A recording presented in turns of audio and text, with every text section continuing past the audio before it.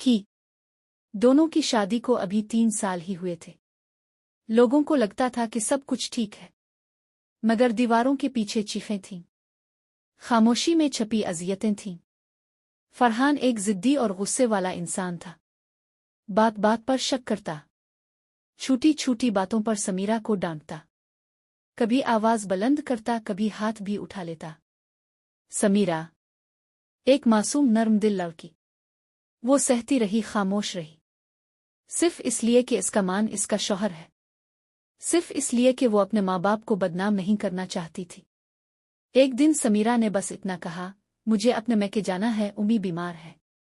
ये जुमला फरहान को आग लगा गया। इसने चीखना शुरू किया और फिर हाथ उठाया, एक दो नहीं, बार बार। जब गुस्सा ठंडा हुआ तो समीरा की सांसें भी ठंडी हो चुकी थीं। वो दुनिया से जा चुकी थी।